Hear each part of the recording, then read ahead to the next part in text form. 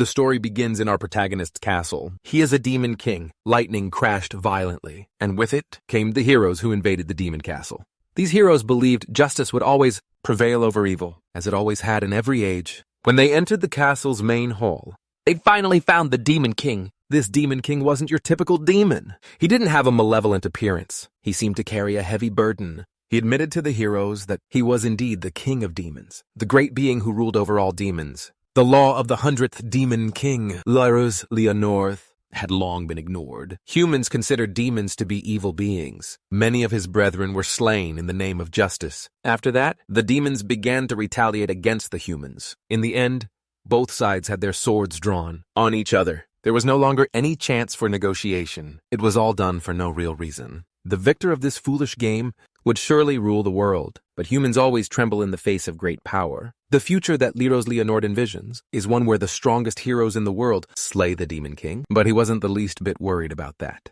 Both sides have weapons pointed at each other's throats. There's no more room for conversation, especially when facing the Demon King, who wields absolute power. The heroes gain their power by overcoming trials set by gods and spirits. Both sides have tricks up their sleeves. The battle is incredibly fierce, but justice prevails in the end. This is the true history passed down through generations. That's why the heroes can easily attack the Demon King. And in this moment, he clearly realizes these heroes are perfectly prepared. They have a master swordsman, a saint, and an archmage. Even so, the heroes represent justice, while the Demon King represents evil. That's why Lurus Leonord believes defeating him might be the right thing for the heroes to do. Despite being pierced in the chest, he still walks with ease, with the courage to smile. This confused the swordsman. Lurus of the North then turned serious. He explained that a friend's daughter was having a birthday the next day. The girl's name was Iris, and he had promised her that he would attend her party. But now, injured, he knew he couldn't keep that promise. He wept, thinking that all demons would be hunted.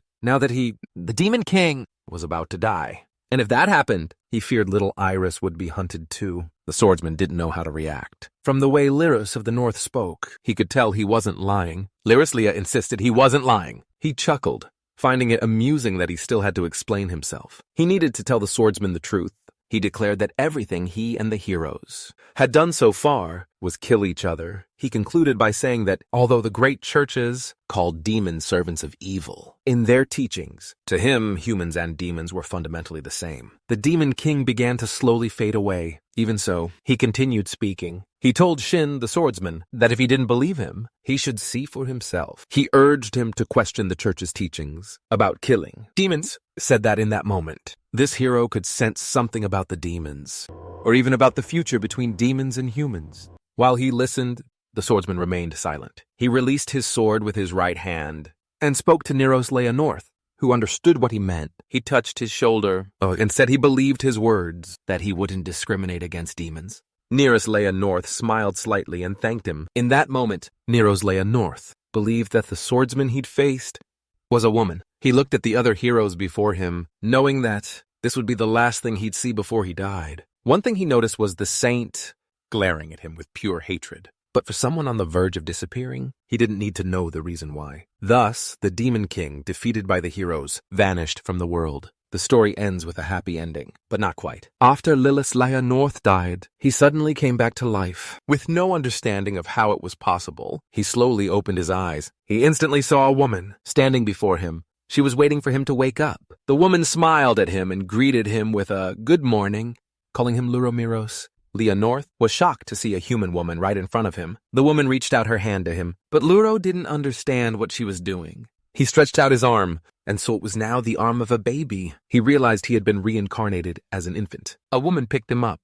She seemed to think he was hungry. "Mommy will get your food ready," she said. Lulu understood this woman was his mother in this new world. As she caressed him, he felt a comforting warmth. It was incredibly soothing. He wanted to reflect on what was happening, but he felt himself losing consciousness. In the cycle of life and death, creatures transcend the boundaries of species and are reborn in different life forms. It's a myth that's always been told among demons. Lulu never imagined he would experience it himself. Until now, he remembered everything clearly. The days spent with his companions, and his defeat at the hands of the heroes. He wondered why he had been reincarnated. With the Demon King's memories still intact, he concluded there must be a reason. But no matter how much he thought, he couldn't do anything in his current state. All he could do was eat and sleep in this infant body. Before, he was always busy with official duties and battles. Now, as a baby, he was completely free, but it only frustrated him. He needed to gather information as quickly as possible, but he didn't know how. He looked around the room and saw a maid. He wanted to pester her just to ask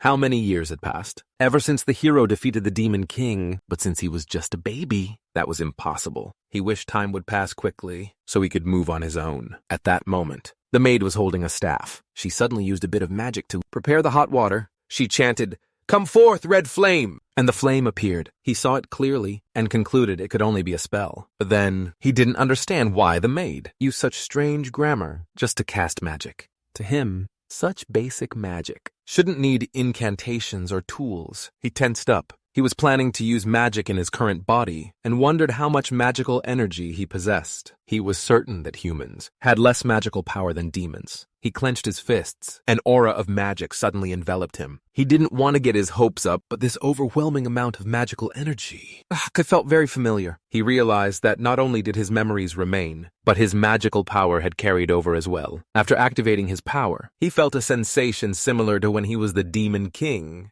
but still, he couldn't channel magic through his body as smoothly as before. He thought it might be because he was now human, or because his body was still underdeveloped. But he believed his current magic would be sufficient with some special training. The maid finally left. Now there was no one else around.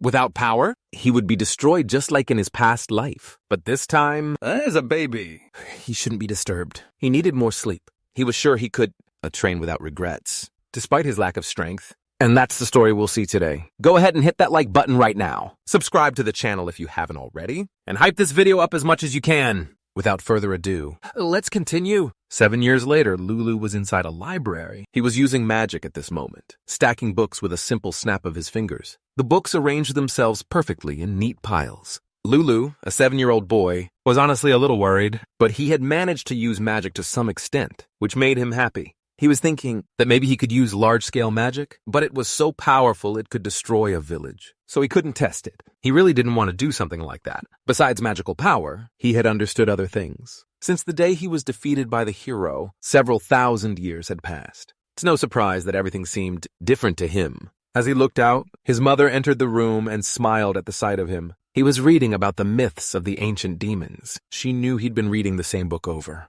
and over again. Luro admitted it, saying that the myths were fascinating. Ancient demons, creatures that were once at war with humanity. Now they were only called that. Their existence relegated to dubious myths. You really enjoy reading, don't you, Luro? Or maybe it's just a phase, you being enchanted by fantasy, his mother said, ruffling his hair. Luro just smiled in response, knowing that no one else would believe in the existence of the ancient demons. But he believed there were still survivors out there, of the ancient demons out there. The life force and lifespan of demons are far greater than those of humans. There might be only a few left. Lulu believes she could find him if she searched all over the world. But at only 7 years old, she can't even leave the village. Her mother then informed her that her father, Patrick, would be coming home soon. She had received a letter saying that her husband would return in about 2 weeks, and she hoped that Patrick would bring back more books for Lulu to read. Patrick caught his Nora, a swordsmanship instructor for the Knights of the Kingdom of Leonardo, and the village lord had returned. He was Luru's father. Luro was thrilled by the news and hoped to get some more sword training from his dad. His mother suddenly became flustered, remembering something. She admitted that she'd gotten distracted for a moment, but Luro didn't understand why. Then his mother reminded him that he had promised to play with his friends, Rusty and the others, and that it was already time. She then hurried him out the door, worried that he would be late. Luro went on his way, and when he arrived at the meeting spot, he saw his friend Rusty waving to him. Rusty was with 2 other children, both girls. His friends started making fun of him for being late. Rush put his hands on his hips and angrily reminded Lulu that they had already agreed to meet that day. Lulu felt a little guilty. He knew he was wrong, so he apologized and said he was late because he was busy reading books. Rush's mood immediately changed, and he wondered if reading books was really that fun. He then told Lulu that if he were a real boy, he should read about adventures. He also confidently declared that one day he would become an adventurer. While he boasted, Lulu just listened. Even so, he felt a little out of place,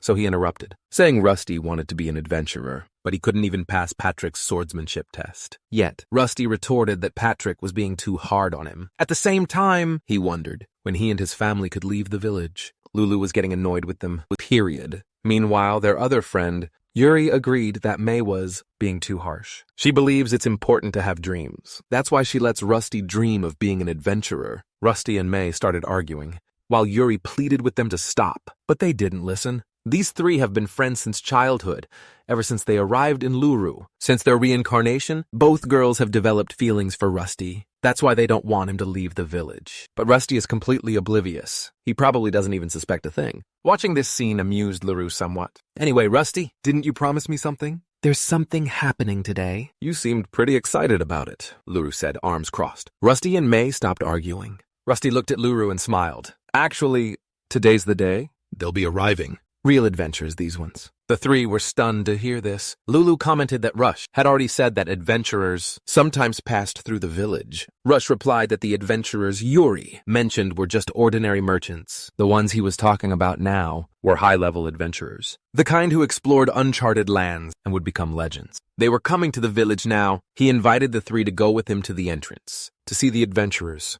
But it seemed Luru wasn't interested in the slightest. While the two girls were confused about how and why Rush had become so obsessed with adventurers, nevertheless, the three of them went to the entrance with him. Rush was so excited to see a few people gathered at the gate. He expected the adventurers to have already arrived, but then he collapsed upon seeing only ordinary villagers. He was incredibly disappointed.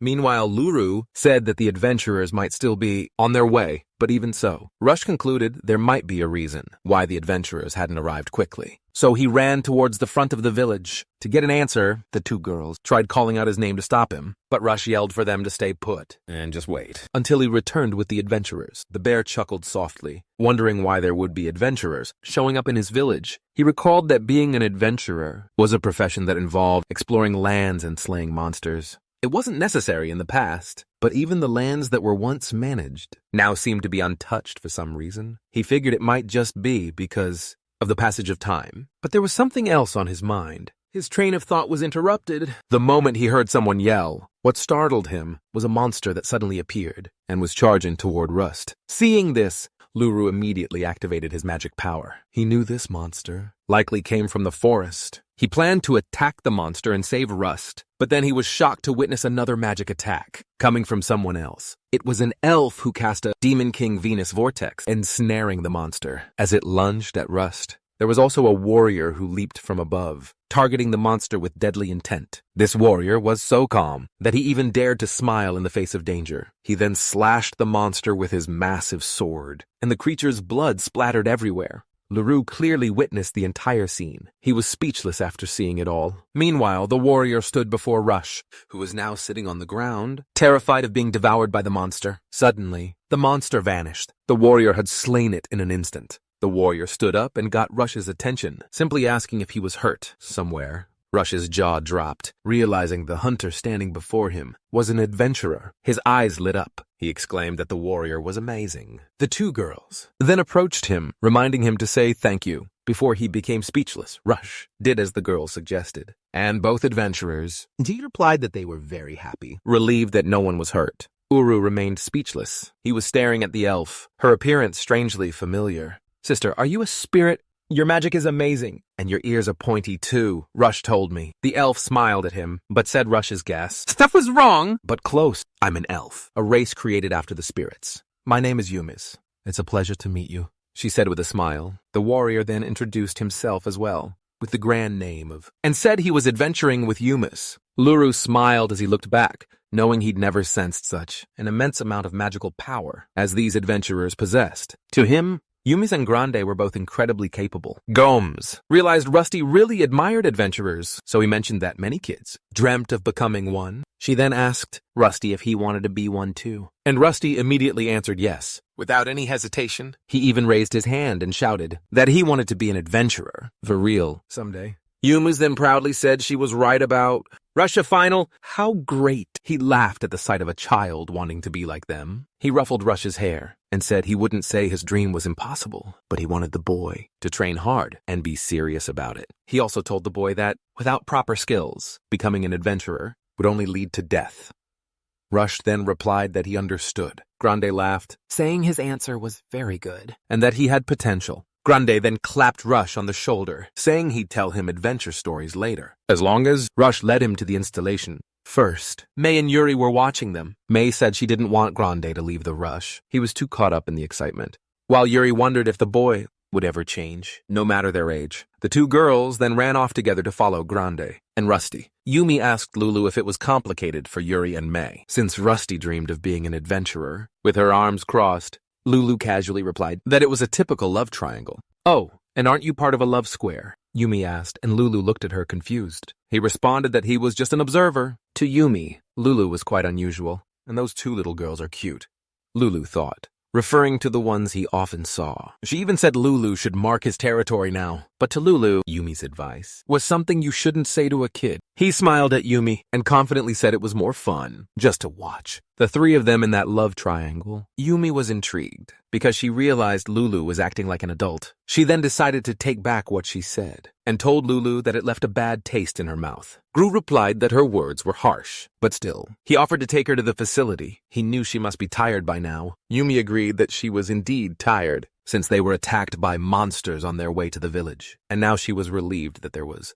a child showing her such hospitality. Meanwhile, the group headed to a tavern for some ale. Children were allowed inside, but they could only have juice. Randy and Yumi teased each other, while Luro sat with his mother. Luro was confused why they were there. He had expected both Grant and Yumi to be resting. They had said they were tired. As she listened to the others, Luru's mother was overjoyed. She hoped these adventurers would be kind to her and her son, Luro. Rush's eyes sparkled as he looked at Yumi and Grant. Luro could tell that Rush and the others, including his mother, were completely enamored with the adventurers. A man who was with them, who was just an ordinary villager. They asked Yames and Grant if they had come to see the ruins on the outskirts of the village. According to Yames, no one knows when or why that ruin was built, since it's so ancient. Yames concluded there was nothing special about that ruin, but he believes that can't be true. In his opinion, it was probably built by ancient demons. As expected, Lulu was surprised to hear the word demon, since it was the first time he'd heard it since he reincarnated in that village. Yames was standing tall as he declared his conclusion to everyone, as if it were so easy to find something like that.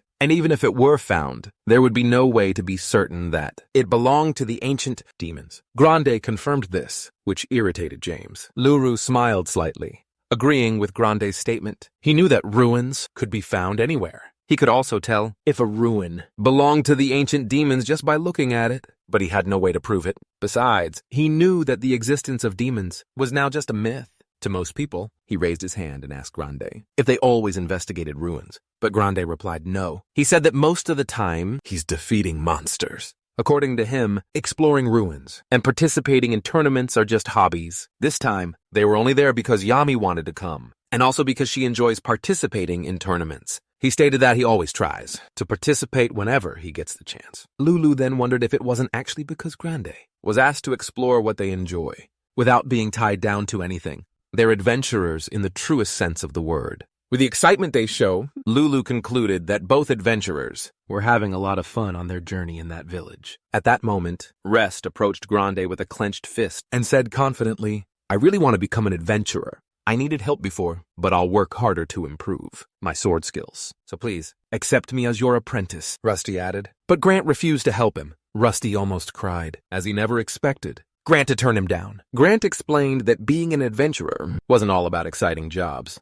especially at the beginning. There are a lot of chores too. He couldn't afford to take care of Rusty until he became an adventurer himself, since he didn't want to accept Rusty as an apprentice and help him become an adventurer. Rusty changed his request. He asked Grande if he could become his apprentice once he became an adventurer himself. Suddenly, Grande laughed heartily and said he had no choice. Since Rusty insisted, he said, "I'll be your master when that day comes, but I can't teach you much." Rusty was surprised and thanked Grande. Meanwhile, Lulu smiled as she looked at Grande, and Rusty thinking that Grande was surprisingly good at bargaining. His mother, at the same time, was happy to see Rusty so cheerful, but she wasn't sure if Rusty's condition of becoming one was actually good. But for Lulu, he was certain Rush would be fine. After all, his father always said Rush had really good potential. He was confident Rush would become a Grandmaster's apprentice when the time came. May and Yuri were chatting. May said that becoming a Grandmaster's apprentice only made Rush even more motivated.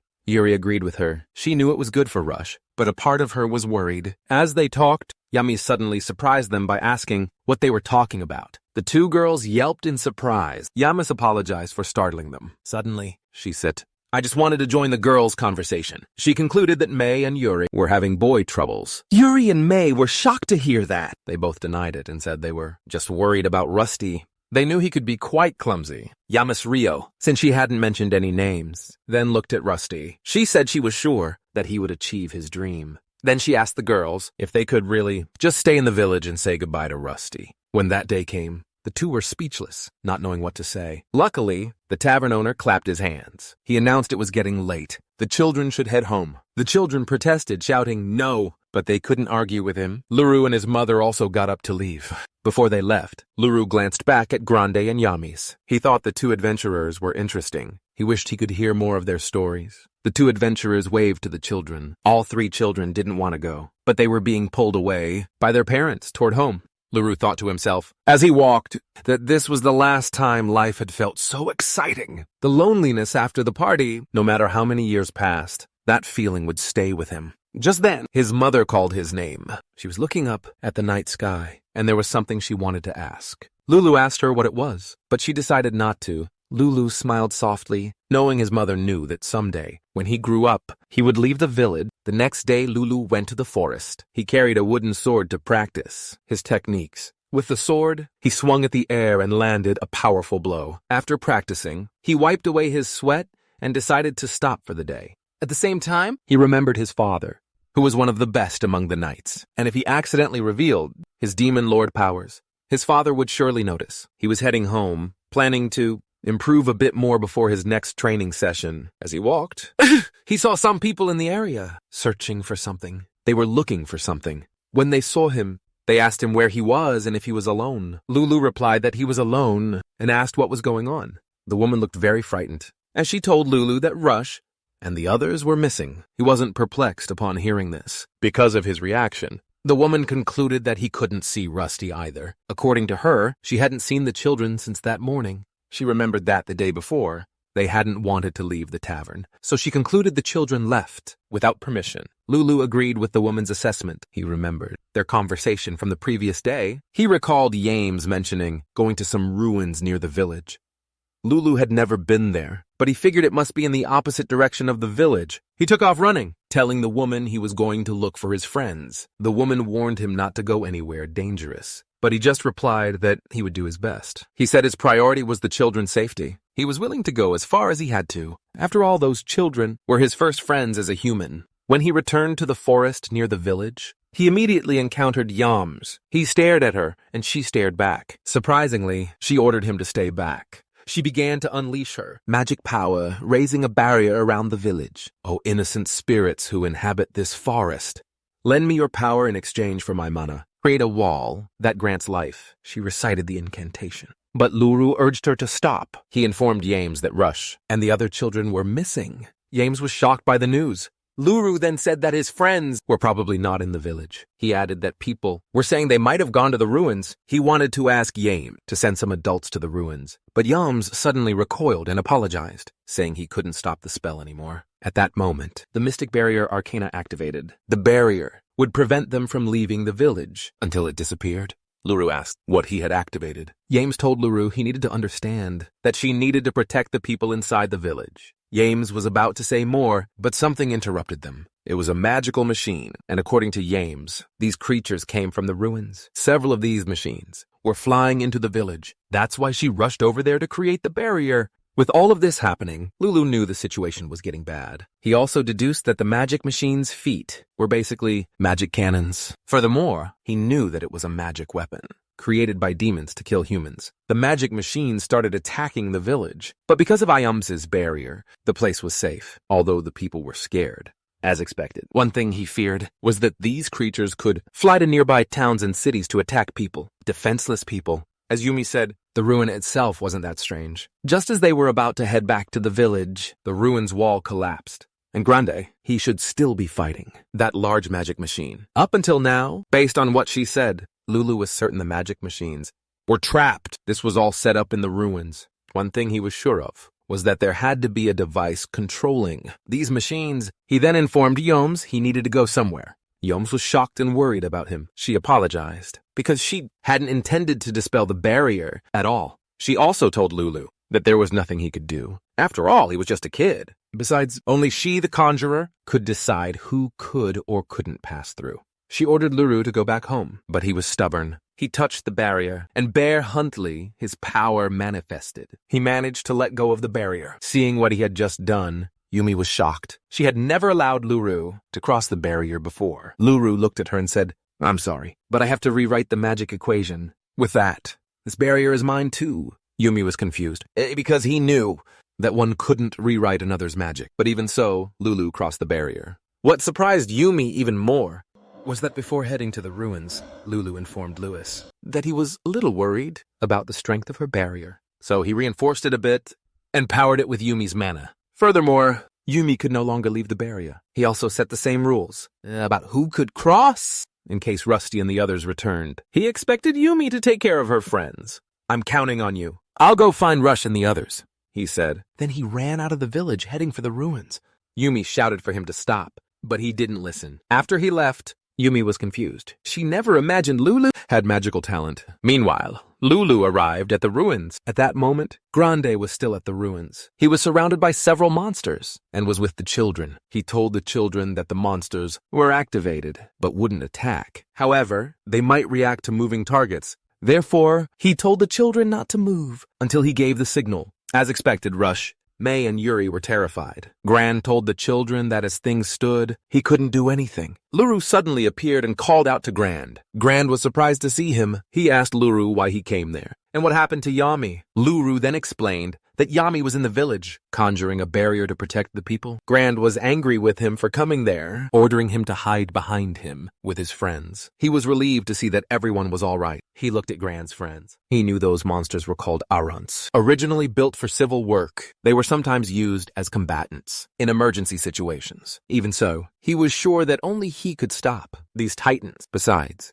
he didn't want to just stand back and let Grand fight alone. The cannon abyss flying towards the village had incredibly precise attacks. He concluded that these titans likely had the same target and would attack. From that distance, he walked towards the titans, while Gran told him to stop, but he didn't listen. Even with Gran begging him, his friends were worried too. They urged him to stop what he was doing, since the titans were dangerous. Lulu glanced at them briefly and told them not to worry, that he would be fine. He told Gran he was counting on him. He approached the monster. The monster's eyes glowed. Lulu remained calm at the sight of it. He stopped walking, waiting for the titans to attack. But they didn't. The monster just stared at him. He then declared that the area he was in was the boundary. He explained that as long as he and the others didn't approach the ruin, the titans wouldn't attack them. Gran said that the creature's job might be to protect the ruin. Uru agreed with Gran. He said he couldn't think of any other reason for the titans to be protecting the ruin. He stared at the ruin. He was certain he had no memory of it, to have built that. So he believed it was probably built after his death. He told Gran he needed to go inside, just to check something. As expected, Gray wouldn't let him go any further. He wouldn't risk his life. Besides, this incident is our fault in the first place. Just stay put and come here, Gran added. Just like Yames, he believed Luru wasn't strong enough to fight, knowing he was just a child. So you're saying it's okay? As long as you're strong enough, right? Luru asked. He confidently affirmed that anyone truly capable could enter the ruin. Gran said he was right. And Lulu immediately ran towards the ruin. Gran yelled for him to come back. But he ran straight towards the titans. They detected him. The titans raised their swords, planning to attack Lulu. But he jumped high into the air, using his magic. He clenched his fist and punched one of the titans with incredible force. Gran and the 3 other children were astonished by his strength. Lulu landed on the ground, magic power still radiating from him. The 2 titans stared at him. Lulu looked back with a smile. One of the titans tried to attack, but he easily blocked the weapon. He then pulled the weapon from the titan's grasp and turned against the titans themselves. He completely destroyed the 2 remaining titans. Without any hesitation, Gran was shocked. He called out to Luru, and Luru looked at him, asking if his abilities had passed the test. Gran was speechless. In the end, he allowed Luru to enter the ruin, but with a few conditions. He'd prefer if he or Yumi entered with Luru to ensure his safety. According to him, the ruin was an important discovery, so it would be problematic if only a child entered. For now, he would send the 3 children back to the village and return to the ruin as quickly as possible. He hoped Luro wouldn't go any deeper, and if he could manage to stop it. The machines inside the ruin. He gave Lulu the option to return to the village with him immediately, or to just wait until he returned. Luro replied that it was fine if he took the kids back first. He then told his friends to be careful on their way back. Rush then made a promise to him and said he understood they couldn't accompany Luro. After all, on the other hand, he admitted they had caused trouble and apologized again. He hoped Luro would also be careful. They then left the ruin while Luro waved goodbye. After the children and Gran disappeared from view, he looked back at the entrance of the ruin and decided to wait for Gran inside. Upon entering, he found the machine was used to control the children roaming the village. He tried to control it and gather some information. He discovered there were no long-range attack machines, apparently. It seemed that the machines outside the ruins were focused solely on defense. He concluded that the ruins might have been built to preserve something as well. There appeared to be a large room in the deepest part of the ruins. Luro planned to investigate it immediately. But then he remembered that Grande had asked him to wait until he returned. He had made a promise and didn't want to break it. He waited for Grande in the corridor, leaning against the wall. Because of the surrounding noise, he was reminded of the time he spent in a similar building, a building like this one. He was surrounded by many friends in his past life. Everyone, including himself, was always so lively. This made him sad. But thankfully, Grand returned and called out to him. Grand apologized for being late and noticed the sadness in his eyes. Lulu smiled faintly and lied, saying he was fine. Then, he stood up and said he was just a little cold. Inside the ruin, he had been leaning against the wall for a while, Ran agreed, since they were still underground. Lulu then asked if the magical machinery had been deactivated. Grand replied, happy that everything had been shut down perfectly. He knew this was thanks to Lulu. He then asked how he did it. Lulu lied, saying he just touched things randomly. Grande then reminded Lulu that Yami was mad at him for messing with her barrier. He replied that everything would be fine, since he could just rewrite the spell. Do you have any idea how hard it is to rewrite a spell? Even a decent mage would take several minutes. Yami's a top-class mage, you know, Grande said. He just listened, but he really thought rewriting the spell would be much faster for Yami, since she was the one who created the barrier. He then wondered if the rewriting technique was outdated now. Well, nowadays, I'll remove the barrier once we get back to the village. More importantly, it seems the next room's up ahead. Let's go check it out, he said. After a few minutes, they reached the room. Lulu mentioned the door was tall and had different colors painted on it. They stood there for a moment, wondering if that door led to the innermost part of the ruin. Grande tried to force the door open, but he was struggling. It didn't seem like it would budge. He explained that the doors in the ruin only open when certain conditions are met. He then told Lulu that maybe there was some condition related to the machine they found earlier, something they needed to do to open the door. But as far as he could remember, there was no such function. Besides, going back to the machine would be a hassle. He touched the door, while he wondered if there might be another way to open it. As he touched the door, he felt a wave of magic wash over him. There was a surge of energy confirming something. Then, he heard a voice proclaiming that the person outside the door, who was Luro, had colluded with Liros of the North, the king of 100 demons. Would you like to release the lock? The voice asked. Luro was shocked that the door recognized him as the demon lord. He then ordered it to open. A voice responded,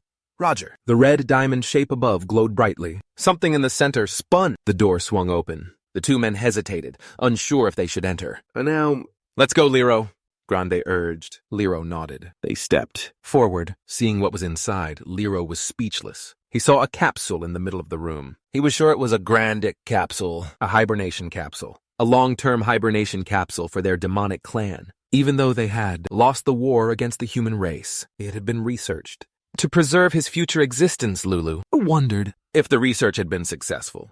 And now, he was incredibly curious. He wanted to see if anyone was inside the capsule. He slowly walked towards it. Despite his trembling legs, he wondered if he could still find his friends, his comrades. Once again, he hoped to see someone inside. He checked, even though he was nervous, afraid that his assumption was wrong. Surprisingly, it was Iris inside, the little girl from his past life. He couldn't. To celebrate the little girl's last birthday, though he was prepared to die in that war. In this moment, seeing her left him speechless and emotional. He never imagined he'd be reunited with her. After thousands of years, he suddenly asked what was happening. He had no idea why there was a person in that place. Lulu was looking at Gran, thinking he really didn't know. They were an ancient demon. Because of this, she confirmed that the characteristics of demons were unknown in the modern world. Indeed. Lulu then told Gran she didn't know why there was a girl there, and since she believed the girl was still alive, suggested Gran open the capsule. Grant was perplexed. He asked Luro how they could open the capsule. Luro was silent for a moment. He remembered that it was because of him that the door to this room had opened. He thought for a moment, knowing it would work if it was like before. He reached out his hand, and a red key appeared the moment he touched the capsule. IA's voice then detected a hibernation device and asked Luro if he wanted to stop it. "Stop it," Luro replied. "Prioritize the life of the person inside." The capsule slowly opened. Grant smiled, realizing the little girl inside the capsule was still alive. Luro also smiled, realizing the same. He was speechless as he looked at Iris. He never imagined they would meet again. His comrade, Bose, was Iris's father, and he had witnessed how much Bose cherished Iris. Iris showed no emotion whenever Bose was affectionate towards her. Her mood changed every time she saw Lulu. As the capsule fully opened, it was clear there were no changes to Iris's body. Iris opened her eyes and saw both Grande and Lulu, but then she immediately activated her demonic power. This made Grande think she was dangerous. Grande warned Lulu, but it was too late. He was thrown back the moment Iris attacked. "What are you doing?" Lulu asked. Then he was startled. When she finally realized she was wrong, Iris stood up. At the same time, Luru remembered that he was now human, and the fact remained.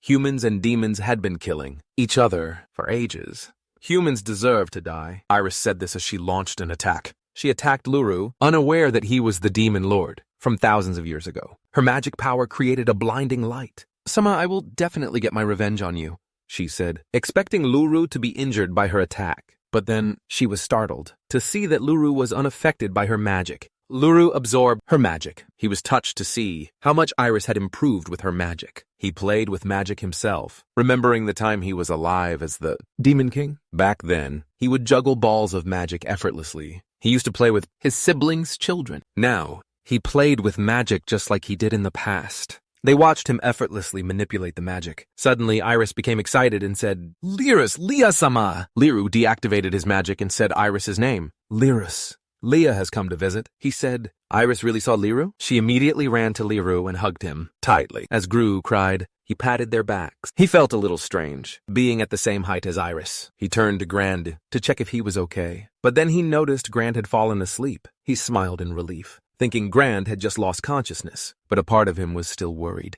He knew the power of the magic beam Iris used against Grand earlier was almost the same as the soldiers, and he was sure Iris's magic wasn't as developed back then. But now there was a huge difference. He was crying so much that she felt embarrassed when she saw Luru laughing.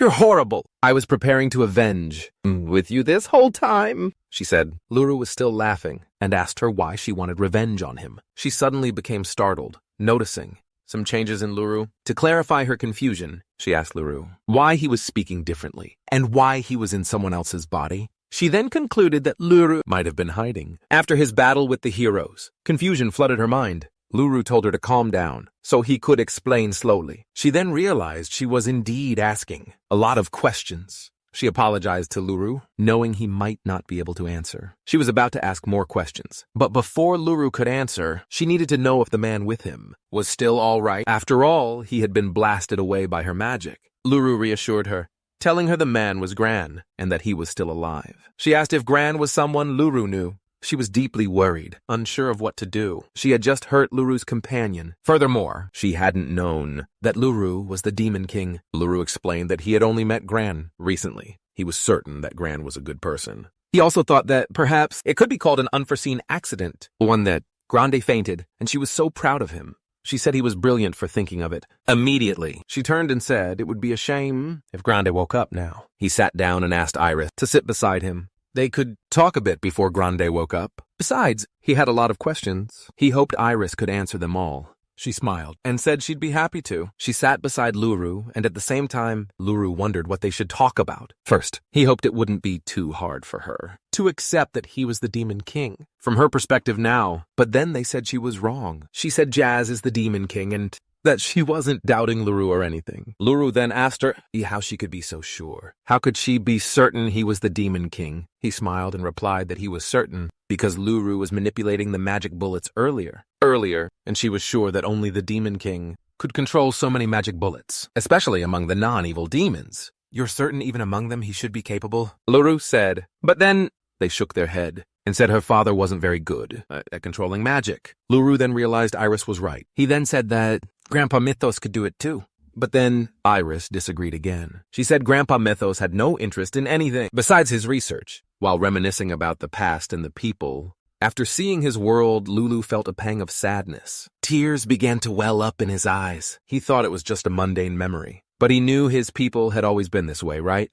Now, he realized he cared for his brethren more than he'd thought. He felt dejected, and Iris noticed. She apologized to Lulu, believing it was a painful memory for him. Lulu told her it wasn't. In fact, he felt happy just hearing Iris talk about the people from his past and his memories. He took a deep breath and said he finally felt relieved. But his body is definitely human. Besides that, his age— What's really going on? Iris asked. Duro was perplexed. He didn't know how to explain everything to Iris. From what he knew, Iris wasn't the type of demon who discriminated against humans. But her previous expression was different. It seemed like she was so angry with humans. He concluded that the little girl couldn't accept reality. He clenched his hands and spoke Elessa's name, mustering his courage. He then immediately said that, in fact, he had been reincarnated. Of course, Elis was speechless upon hearing this. She then concluded that Duru had been reincarnated into a human body. It had happened a long time after his death. Duru then said that she was right. He informed her that his current name were a human father and mother. They were kind and gentle people. Happy was surprised. She said she felt relieved. After hearing Luru's words, she smiled broadly. She said Luru was already content with his life, living as a human, and since that was the case, she concluded that there was no longer any reason to see humanity as the enemy. According to her, she was doing all of this to avenge Luru. She admitted things had gotten quite violent. Hearing this, Luru was speechless. Iris panicked and explained that the violence she meant wasn't what Luru was thinking. She claimed she hadn't done anything terrible. She gave an example where she rounded up some demons, then went and wiped out a human army, or left a note under the soldiers' pillows. We only went this far, she said. But to Luru, what she did was pure violence. Well, since you caused such a mess, does that mean the demon race hasn't been wiped out yet? Luru asked. He also figured it wouldn't be strange if the humans started a campaign to hunt down the demons. He then remembered the campaign he mentioned earlier. That campaign was created under the church's authority. If they continued the campaign, the demons would definitely were eradicated. Lulu was shocked, asking Iris if the campaign hadn't continued. Humanity had united against the demons, and stopping halfway confused him. Iris then admitted honestly that it wasn't so much that it couldn't continue, but rather that it didn't. According to Iris, humanity was now split. One faction followed the banner of the church, while the other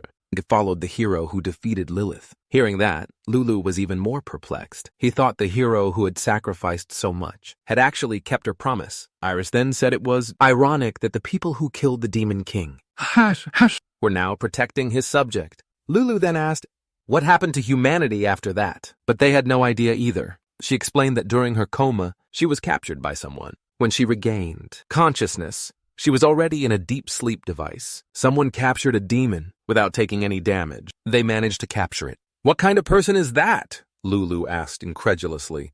According to Iris, it seems the person was using a device to block her senses, her cognitive senses, and she thinks it was a woman because of the scent and silhouette. Regardless, she doesn't know why this person did this. But looking back, she feels truly grateful. She's grateful because of this. She was finally able to meet Luru. Luru is speechless. He never thought Iris would actually miss him. Iris suddenly grabs his clothes and says she's truly happy for the time she spent with him. She can't forget how Luru would come play with her and celebrate her birthday every year, even when he was busy with work that day. When she heard the news of Luru's death, she thought she wouldn't be able to talk to him again. To her, it felt like a dream. Now she's crying again, begging Luru not to push himself anymore fighting the heroes and sacrifice, if it was for the good of his siblings. Lulu patted her head and apologized. He decided that from now on, he was human. So, he was certain it wouldn't happen again. There would be no more sacrifices. He then said he would be happy if things stayed this way. She suddenly spoke up and asked how she could stay by Lulu's side if he was now human. Do the other demons feel this way too? She asked.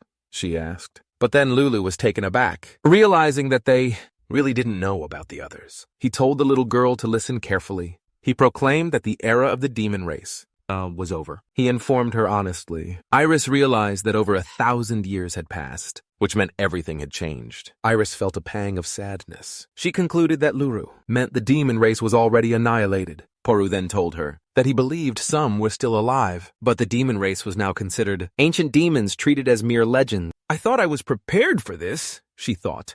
But I'm okay now, separated from those she held dear. Suddenly, she felt strangely accustomed to this feeling. He spoke, seeing her deep sadness. This, in turn, made Lulu happy. After his death, he was about 10 years old, and he believed this young girl must have witnessed her friends being killed. He was still clenching his fists, waiting for the moment when he could have protected them. It should have been me, not them. He apologized to Iris. Finally, Iris smiled and said it was all right. She stood up and told Luru that he had done his best back then. If he hadn't been their king, she wasn't sure the demons would have survived. This long, Luru was their hope and did everything to keep them safe. That's why she was okay with it. It didn't matter that Luru hadn't been able to protect the demon race. Her kind words left Luru speechless. He smiled and remembered Bachu, as if wanting to tell him that his daughter has grown tremendously. Even if demons were considered legends, if I were to be seen, they wouldn't capture me. This is problematic, they said, and Lulu then told him that he shouldn't worry about it. He informed her that Grand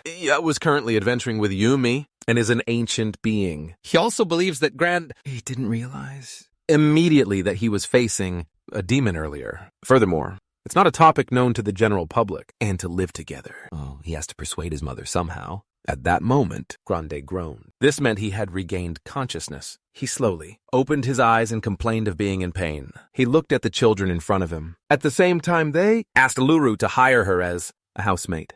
Luru instantly disagreed. At that moment, they didn't know Grande was awake. Grande's eyes widened as he remembered what had happened earlier. The two children then looked up. Grande asked them what was going on. They became nervous. When they saw Grande raise his sword, Luru stood up and told Grande that there had just been a misunderstanding. She said she wouldn't attack anymore. Luru added that Grand was confused. He said, honestly, I don't understand what Luru is trying to say. But now he put his sword back in its sheath. He was calm. He flashed back to the day the Bloodless had left and asked, young lady, why was I attacked? He asked. They then admitted it was just a case of mistaken identity. Grand then asked her what she meant. Mr. Grand, she began. For a moment, you seemed to be the enemy of someone very dear to me.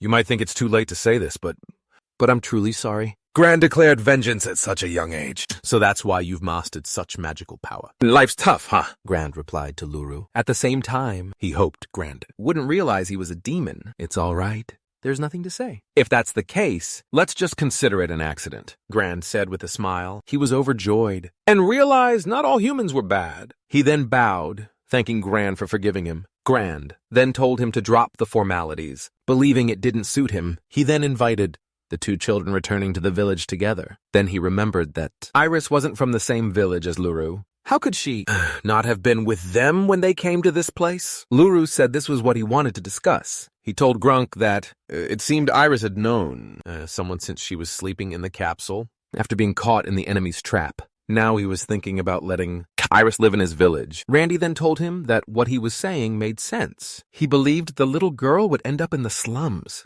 if she were left alone. He then allowed Iris to go with them, and Iris was very happy to hear that. They left the ruins, and Luru then said that the place could be an ancient ruin of the demonic races. He couldn't prove it, but he felt it was definitely connected. He was grateful to have reached this ruin and found Iris. Once again, the truth about the ancient demons. And being a demon lord, there were many other things he couldn't tell anyone, but now he was happy he could talk about it with the only relative of his kind, Iris. As he looked at the little girl, she looked back and smiled. And in that moment, he was speechless. It's heartwarming, but Jones isn't here today, so we'll do a full investigation someday. Again, great, Jesse! He also believed that they would be busy from now on, since they had discovered such an amazing ruin. You're going to be pretty famous. You know, I'm jealous of you. What are you saying? You'll be busy too. You know, Rand replied, which confused Lulu. They then told him that he also should be recognized for his accomplishments, since he also explored the ruins with great. Lulu then said that no one would believe him, because he was only a 7-year-old kid. What do you mean everyone would do that? How am I supposed to spread the word? Grandly, Lulu proudly replied. Iris smiled when she heard that.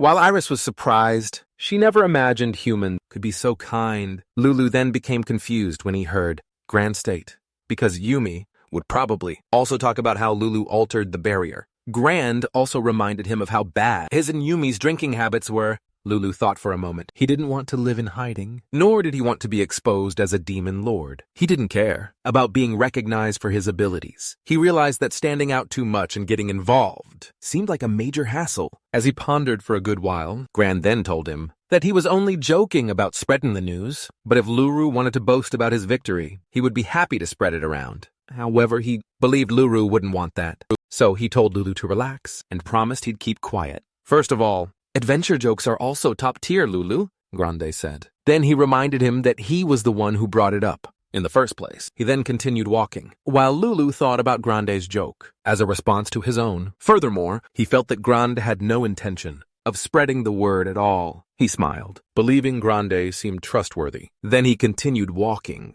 planning to return to the ruins tomorrow or the day after. He also wondered if he should let Grande spread the word. As he walked, the ruin suddenly crumbled to pieces. The three of them stood dumbfounded, listening to the sound. They slowly turned and looked at the ruin. The collapse left Grande upset, but he accepted the fact that there was nothing he could do about it. Besides, these things happened often when he was with Inomis. He told himself he should get used to it. But he was still sad, knowing that their harvest was only the village's magic machine and parts of those giants scattered throughout the ruin. They told him it was better than nothing. Randy agreed with them, but then they asked him about why he was still sad. Grande even managed to smile and replied that Yumi would cry if they knew the ruin collapsed before they could even loot it. They decided to forget about it and continue on. On their way to the village, as they got closer, Lulu started to feel nervous, knowing he would soon see Yumi. Both the enchantment and the efficiency of Yumi's magic were incredible. He had single-handedly rewritten their proud barrier. He expected Yumi was probably inside the barrier, and he was right.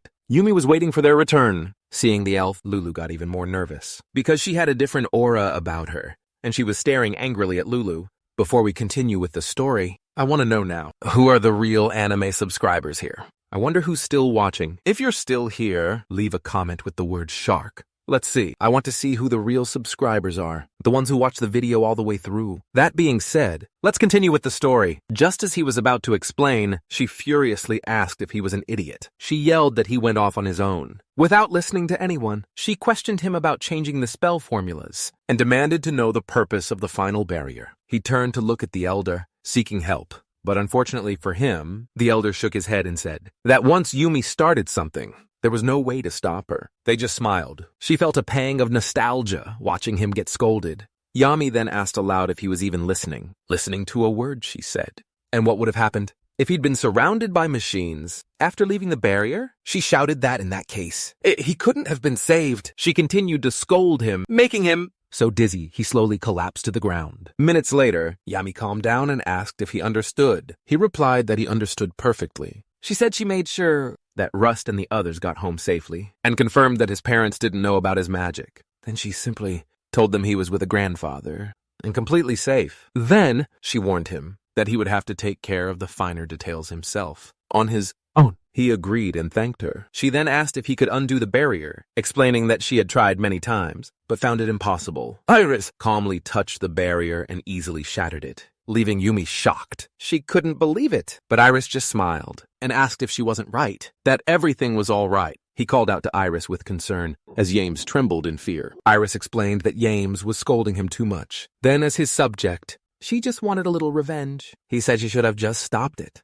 Yames started arguing with him, but Iris replied that she understood, because Yames was angry, so she wouldn't dare interrupt. Rand then commented that a lot had happened that day, and that they should call it a night and regroup the next day. He told Yames he would take everyone back, so she should return to the facility. Gomez agreed, still staring at Iris. Then he pointed at him and Iris and said they both should explain everything clearly. The next day, she stepped away, told him to lead the way, which he did. A moment later, they arrived at Lulu's house. His mother was waiting outside. He was startled to see her standing there, looking at him with a blank expression. She asked him where he had been. He told her he had just gone to the ruins. Suddenly, his mother slapped him. He remained calm, just staring at her. Then she started to cry. She moved toward him, knelt down and hugged him tightly. She was trembling with fear. She asked if he understood how worried she had been. He admitted that he had made a mistake, but he explained that he needed to go. He knew it. She was surprised by his honesty and smiled, realizing it couldn't be helped. She then looked at her grandfather and asked if he had been helpful.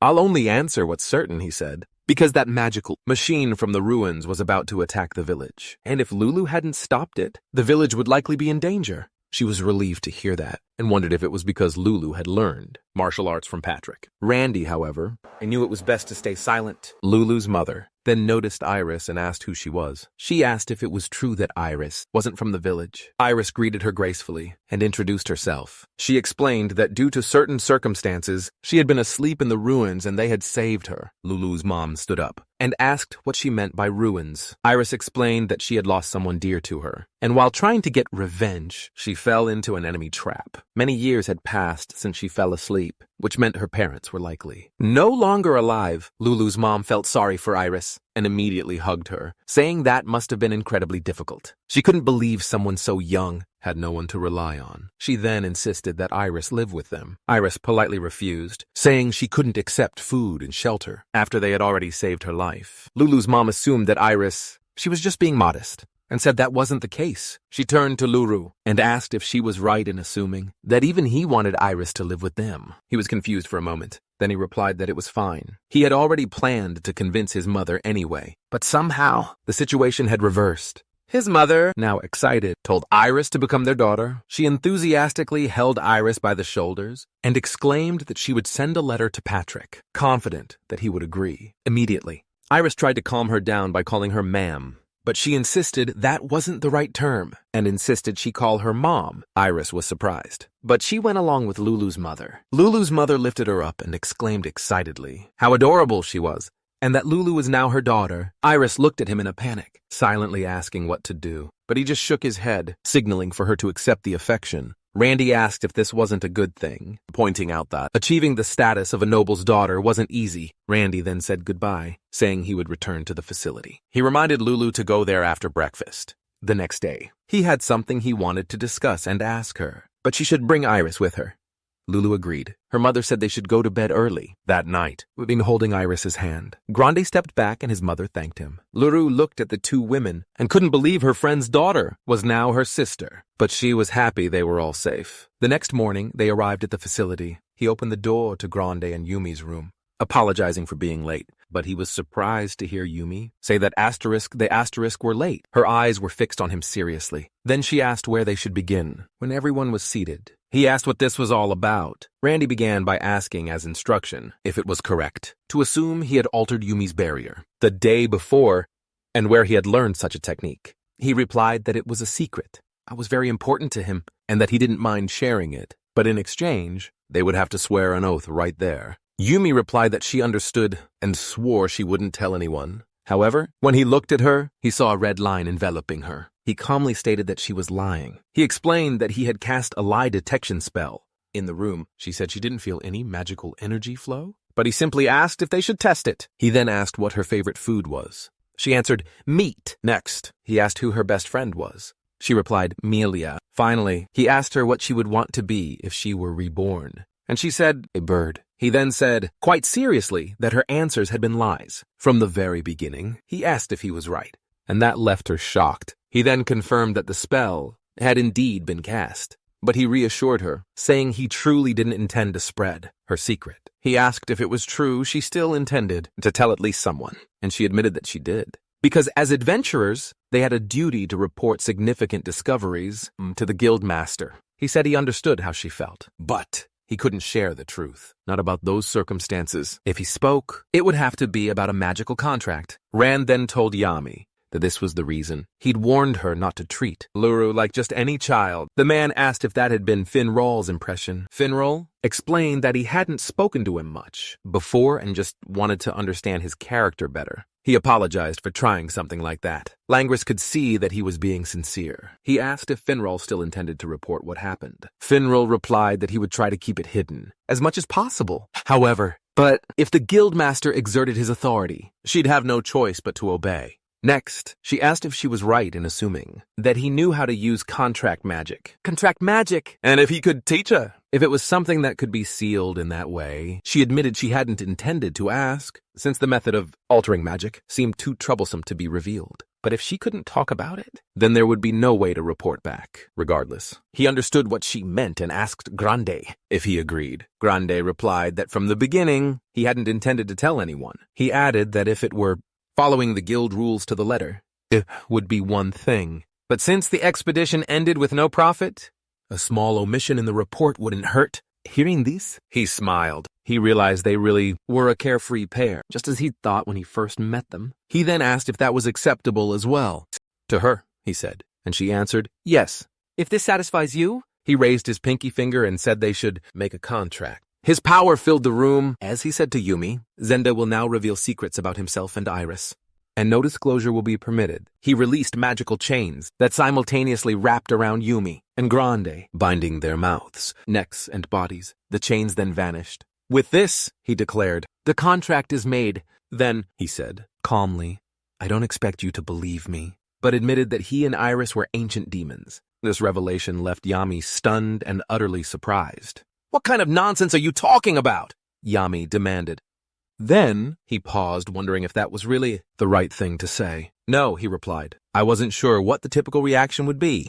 But judging by your expressions, it seems we've become figures of legend. Like something out of ancient books. Suddenly, Yami stood up, practically shouting. Isn't it obvious? She asked. I've been researching this myself, she exclaimed. But ancient demons are considered part of a world full of lies, full of exaggerations and delusions. Then, she demanded, how can you prove it? He replied that it was complicated to explain, but he said that the fact he could alter magic spells was proof enough. He asked if he was right in saying that it wasn't something easily done. Yumi was speechless. She sat back down, defeated, realizing it was something much more difficult than she had imagined. Randy commented that, although he suspected Luro wasn't ordinary, hearing he was an ancient demon was something else entirely. Randy remembered his parents were nobles of the country, so surely his lineage would be documented in the family tree. And yet, he claimed to be from a race of ancient demons. He acknowledged it was a valid question, but he explained that reincarnation was a concept unique to demons. He wasn't sure how to explain it further.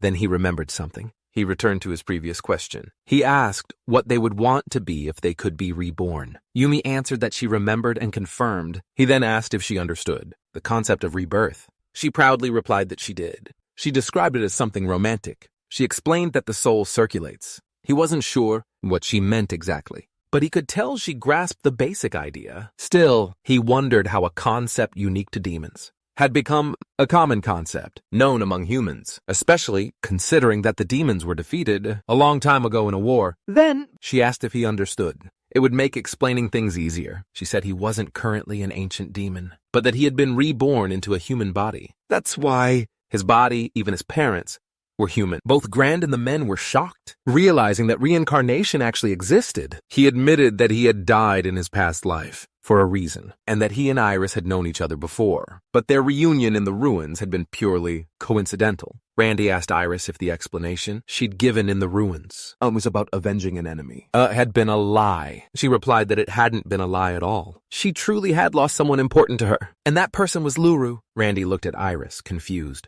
so she explained. She said that Luro had been a friend of her father, and he had taken great care of her whenever he had free time. Despite being young, she understood how much she deeply admired him. However, those were times of war, and no one could escape the conflict. She added that Luro was always at the heart of the battlefield, and that his subjects, couldn't even be by his side at the end. That's why she chose to seek revenge against the world that I had taken from her. However, she was captured and imprisoned inside the device found in the ruins. After awakening, everything happened as Grand had witnessed. Grand apologized for doubting her, but she disagreed, admitting that while the explanation she gave in the ruins, if it wasn't a lie, it wasn't entirely accurate either. She told Grand that she appreciated his apology. At that moment, Film spoke up and asked if he could say something. He said accepting them both as ancient demons was acceptable, but what bothered him was the previous mention of subjects and titles. It seemed they had served Luro, and if they were talking about an ancient demon serving another ancient demon, then, before she could finish her sentence, he interrupted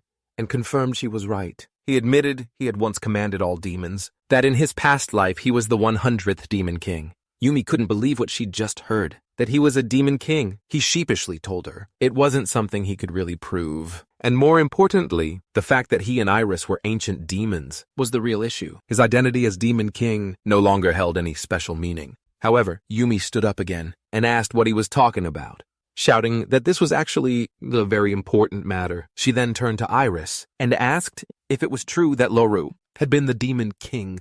They responded with a proud yes. She explained that Loru's power was so immense that during one battle, he managed to carve a hole in a distant mountain. Yumi, even more shocked, asked how something like that could have happened. They began to explain that they remembered a human swordsman entering the demon territory, but before they could say more, Grande interrupted, suggesting they set aside those swordsmen for now. All right then, you admit you're surprised. You found out Luro was the demon king, and you're asking why I'm telling you now. What does it all mean? It's not a complicated story. I just want to be honest with you and get along. Look, I am the demon king's reincarnation, but right now I'm just a 7-year-old kid. I can't exactly do whatever I want. That means I can't act freely. Besides, I've grown fond of life in the village. I plan on staying here for a while, learning about the outside world. Does that mean you're looking to connect with the outside world? Are you asking me to be your connection? He replied that it was more than a connection. He hoped that they would visit the village from time to time, just like they had done this time. It could also help him find future companions. Great. He remarked that Luro had high expectations of them and admitted they weren't exactly overflowing with knowledge. Luro smiled and replied that that was perfectly fine. More than anything, he just wanted someone to talk to every now and then. He asked if that was too much to ask, which surprised Great. He replied no, not at all, but that Luro was surprisingly straightforward about it. Great added that if that was all, he didn't mind. It was just something he wanted to say. Gran then explained that as adventurers, they couldn't visit frequently without some kind of reward. So he suggested adding a condition. Lulu asked what the condition was, but Gran turned the question back to her. He said, "What if you joined our clan?" Confused, they asked what a clan was. Gran explained it was an organization for mutual aid between adventurers, composed of various groups united as one. Unlike joining a team, there wasn't a rigid leadership structure. He added that it involved teaching skills and knowledge to less experienced adventurers, helping each other out. That's why the concept was gaining popularity. Luro asked Grande if he was right in thinking that registering as an adventurer wasn't allowed until 14. Grande confirmed and clarified that he was talking about when Luro turned 14. He also mentioned that neither he nor Yumi were part of a clan yet. Luro then asked which clan Grande was talking about.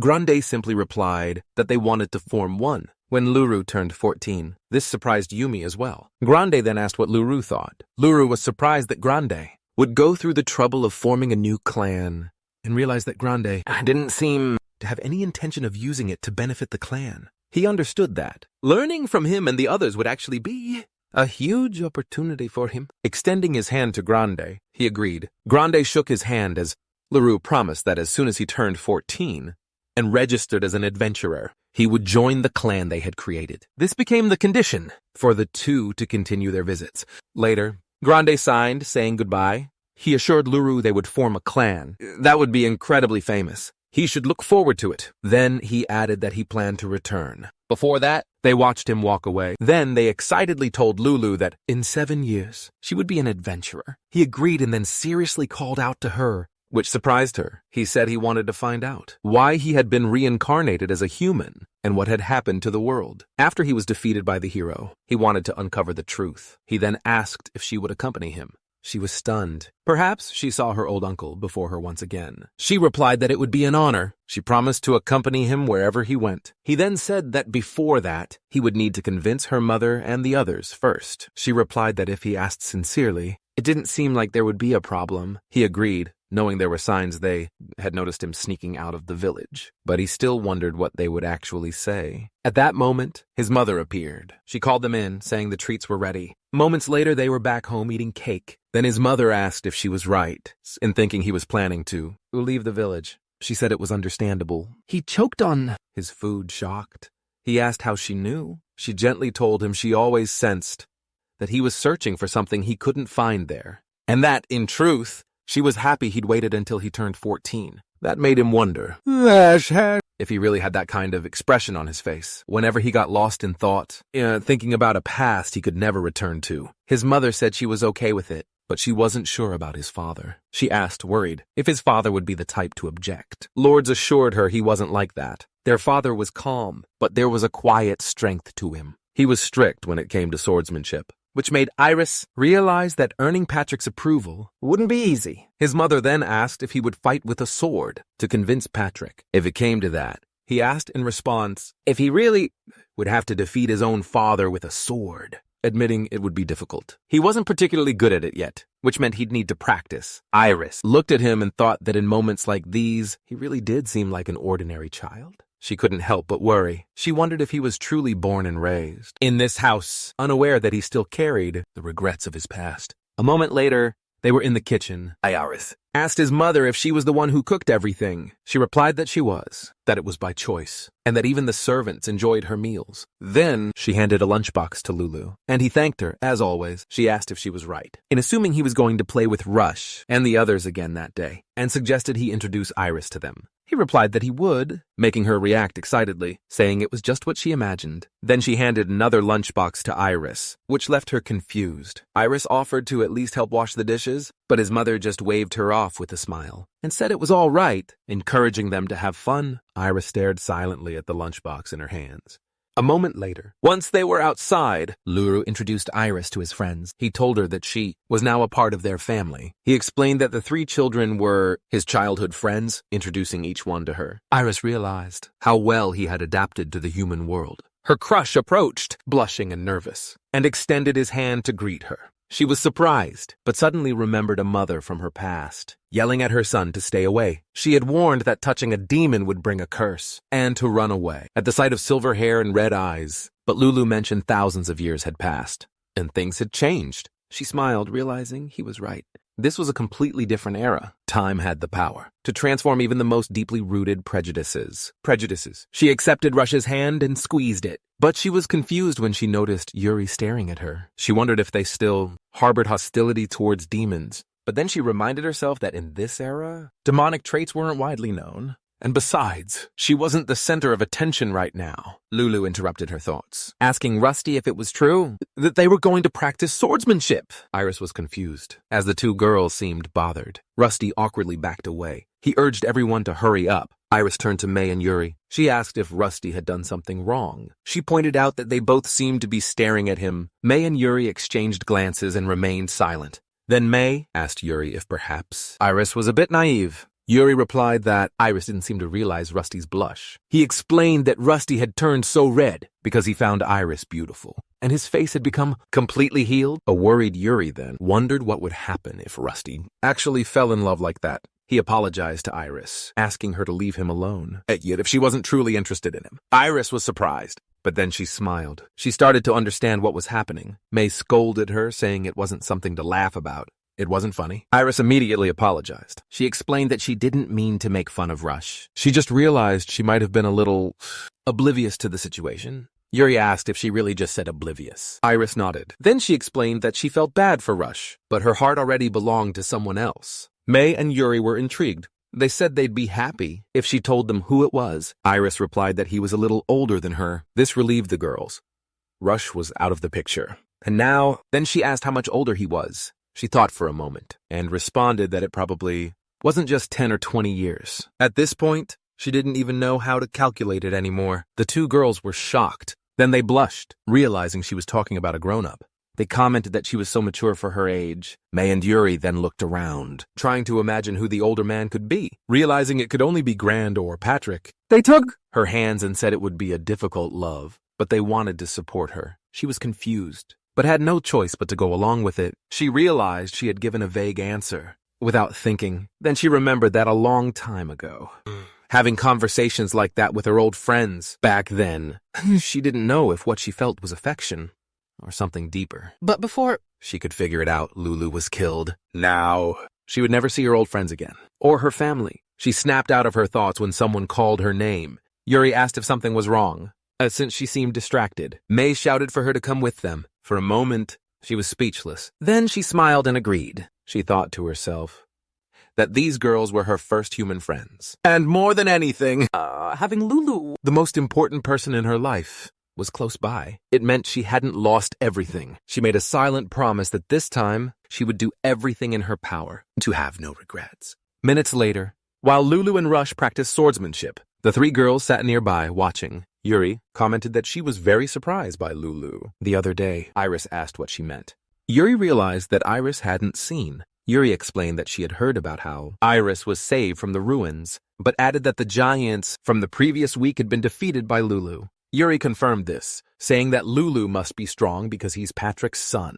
Yuri replied that might be part of the reason, but she thought it was also because Lulu had been pushing himself too hard on his own. She mentioned that she'd heard Lulu was bringing packed lunches and training hard every morning. This gave Iris an idea. The next day, in the kitchen, Iris approached her mother, who was about to start cooking. She asked what was up. Iris hesitated for a second, embarrassed, but managed to say she had a favor to ask. Mia excitedly asked what the favor was, saying that a request from her daughter was like a dream come true for a mother. But Iris then stammered and told Mia that wasn't quite it, asking if it was still okay for her to be her daughter. Even though it was a little late to ask, Mia knelt down to meet her eyes, asking gently if she was worried about something like that, and if she was right in thinking that Iris had lost her parents. Mia then felt she should hug her, and explained that before she knew it, so much time had passed, and seeing Iris like that, she truly, from the bottom of her heart, wanted to claim her as her daughter. This surprised Iris, since she hadn't imagined that Mia would try to feel something so strongly for her, and especially because she hadn't even been able to tell her everything. Mia added that she believed that everyone needed someone to lean on,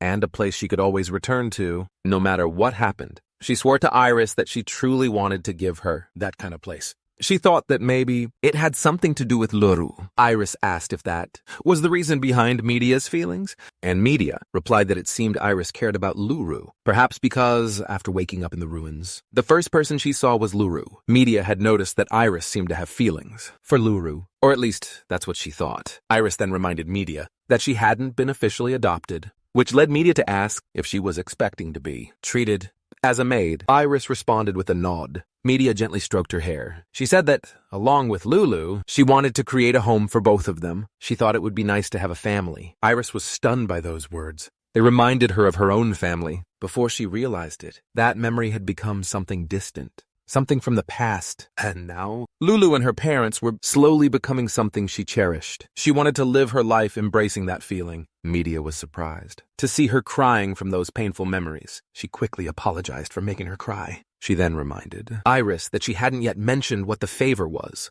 And Iris finally replied that she hoped Medea could teach her how to cook. This confused Medea for a moment. She then explained that long ago, she had taught Iris a little, but she thought that perhaps her dear older brother, had grown accustomed to the flavors of the food Medea made. Therefore, she now wanted to learn to cook for herself. For Luro, seeing her shyness, Medea was delighted and immediately agreed. She then informed Iris that, according to the kingdom's laws, as long as they weren't blood relatives, even siblings could marry. This made them even more embarrassed. Even so, Medea agreed with her that it was important to win over Lulu's stomach first. Even though there was time, she was eager to teach her the dishes she used to win over her husband, Patrick. The media then added that Lulu was unusually affectionate with Iris and wondered if having a little sister made her feel this way. But Iris thought it was just because she was a friend's daughter. Still, she also realized the current situation seemed a bit advantageous. She then told the media confidently that she would do her best, making the media exclaim excitedly that this was the spirit they wanted to see. Minutes later, the two were in the midst of preparing the recipes when Iris asked, "How did you meet Patrick?" Medea replied that she first met him about 15 years ago when she was still working as a priestess. This surprised Iris, who asked if Medea had really been a priestess. She realized she'd never mentioned it before. Medea explained that she had been a traveling priestess for the Church of the End Times. Although she didn't hold a very high position, the church was still one of the major organizations of the time, and as a traveling priestess, she was well received in every city. She had a lot of work and always did her best. Iris commented on how unexpected that was, considering that priestesses were known to wield holy energy, powerful enough to obliterate evil enemies on the spot. However, she hadn't sensed any of that from Medea. It made her wonder if the church had changed its practices in the modern era. Medea responded with a laugh, admitting she found it all a bit embarrassing now. She recalled a time she was traveling by carriage along a mountain path and was attacked by monsters. Despite the presence of guards, the monsters were strong and she genuinely thought she would die. Fortunately, Patrick arrived just in time and protected her. Then he looked back and asked if she was hurt. He spoke like a grumpy old man, but in that moment, something ignited within her. She believed, right then and there, that she would marry this man. A confused Iris asked why she said she would marry him, instead of simply saying she wanted too. Mia laughed again and said she simply knew it would happen. She asked where he was from. She thanked him, and after they parted ways, she requested to be transferred to a church closer to his workplace. They were surprised by her determination. Mia added that if you love someone, you need to at least do this much, and that the real challenge came later. Back then, Patrick, with his good looks and status as a promising young knight, he was incredibly popular. There wasn't a single girl who didn't have a crush on him. Every day, women would gather outside the fortress, where he worked, giving gifts to the guards, hoping they would reach him. But Patrick was still an ordinary knight, and received so many gifts, like sword belts and clothes, that they wouldn't even fit in his room anymore. It seems he ended up donating many of them to other soldiers. That's why Mia decided to give him something he couldn't easily get rid of. She approached a guard and introduced herself as a woman Patrick. He had helped once on the mountain path. Delivered a basket, asking him to give it to Patrick, if he didn't mind. When Iris asked what it was, Media confirmed it was food. Patrick ate it, and when the container was returned, there was a letter inside. In the letter, she thanked him and asked if she could go out with him. That was sometime, and he smiled sweetly at Media, realizing that she really had won Patrick over through his stomach. Then he started to wonder if the same strategy would work for him. Of course, she was talking about Luro. She asked if Media thought the plan would work on him too. Media replied that since Luro was a bit like Patrick, it should work. She asked Iris if that made her want to try. Iris giggled softly and admitted it did. With renewed energy, Media became determined to teach Iris the secret culinary techniques that Luro loved. Iris responded with anticipation, saying she was eager to learn. But outside, they were sitting on a rug on the ground. Beside them were sandwiches Iris had made. Gru took a bite and asked if she made them. She replied that she did, though shyly. Admit she had some help from their mother. She mentions adjusting the timing of her appearance.